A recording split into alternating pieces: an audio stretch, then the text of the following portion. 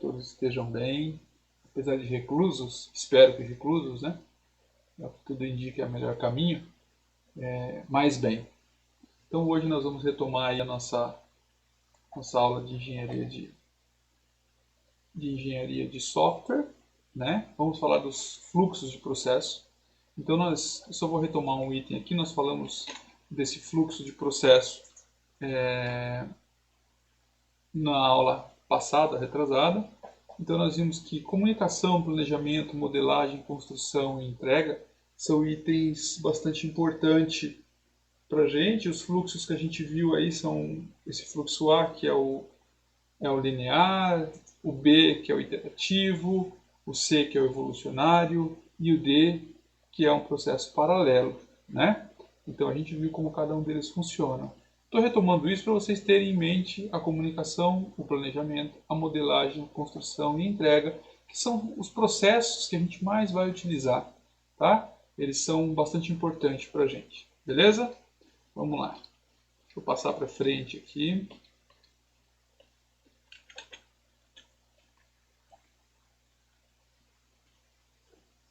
Para nós finalmente falarmos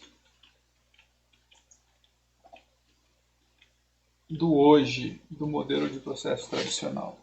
Vamos lá. Então, existem vários modelos de processo de software ou paradigmas da engenharia.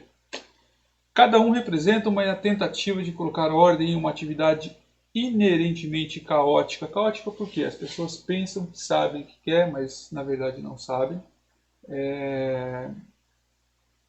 E a gente busca estar fazendo melhor e às vezes, por falta de comunicação, requisito mal levantado, a gente acaba não fazendo corretamente. Tá?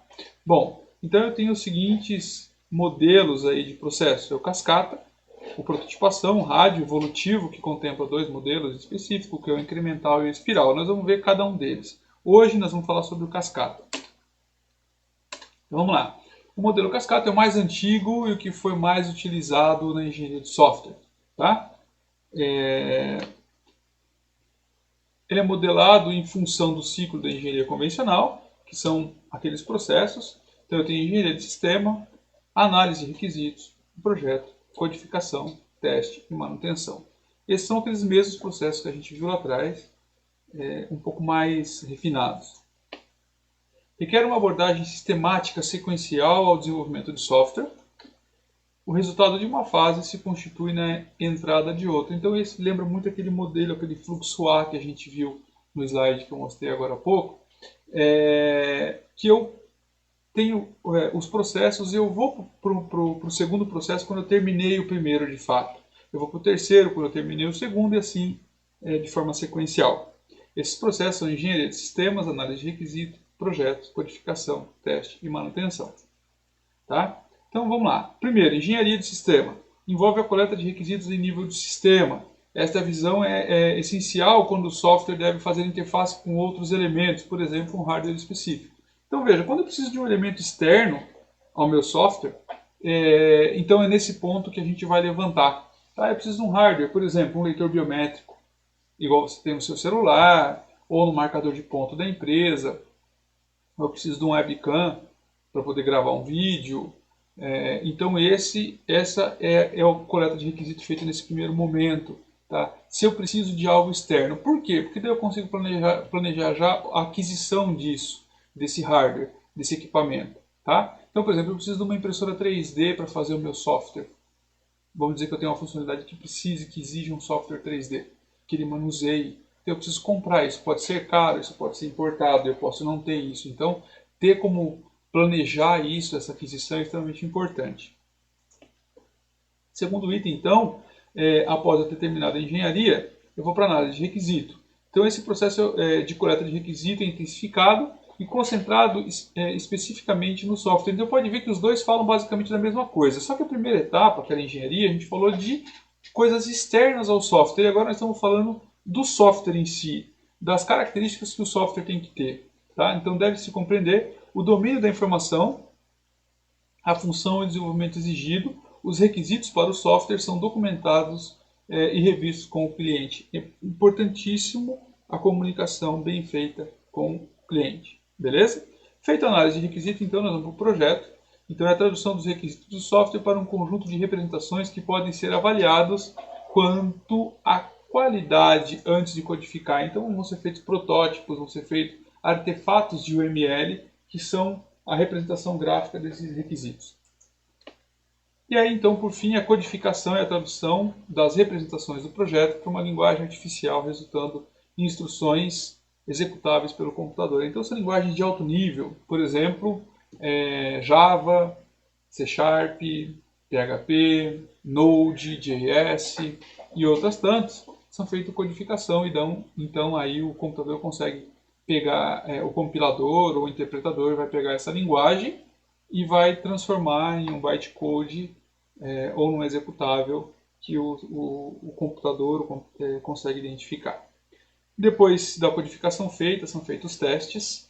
Então, nos aspectos lógicos internos do software, é garantido a todas as instruções tenham sido testadas, e testes também nos aspectos funcionais externos, para descobrir erros e garantir que a entrada definida produza resultados que concordem com os aspectos. Então, veja que eu estou desenvolvendo o software de uma calculadora, por exemplo. Então, essa calculadora, eu faço dois tipos de teste. Testes de software interno, para saber se ele é aderente à tecnologia que eu estou utilizando, se ele tem aderência com as funções que eu estou fazendo, estão tendo as saídas corretas. E aí o outro eu faço um teste colocando dados. Por exemplo, uma multiplicação, uma raiz quadrada, para saber se essa calculadora está fazendo a conta exata que eu preciso que ela faça. Tá? Então, são testes que eu faço antes de entregar para o cliente. E por último, então, a manutenção. Provavelmente o software sofrerá mudanças depois que for entregue ao cliente. Causa mudanças são erros, adaptações do software para acomodar essas mudanças em seu ambiente externo. Então, a exigência do cliente para acréscimos funcionais e de desempenho. Então, como eu vou ter mudanças, às vezes até de legislação, eu preciso mudar o software, e aí entra nesse teste, nessa fase de manutenção. Beleza? Então, observem que a gente começou com engenharia, terminou, foi para o requisito, terminou o projeto, codificação, teste e manutenção. Mas, como nem tudo são flores, então nós temos problemas com esse modelo. Projetos reais raramente seguem o fluxo sequencial que o modelo propõe. Logo, no início é difícil estabelecer explicitamente todos os requisitos. No começo dos projetos, sempre existe uma incerteza natural. O cliente deve ter paciência. Uma versão executável do software só fica disponível numa etapa avançada do desenvolvimento. Embora o modelo cascata tenha fragilidades, ele é significativamente melhor do que uma abordagem casual de desenvolvimento do software.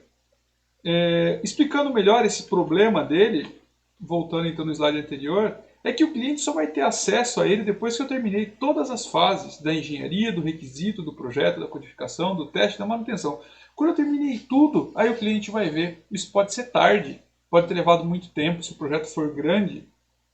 Aí eu posso estar entregando algo que o cliente nem sequer quer ver, né? Que ele não gosta, que ele não tem o menor interesse em ver.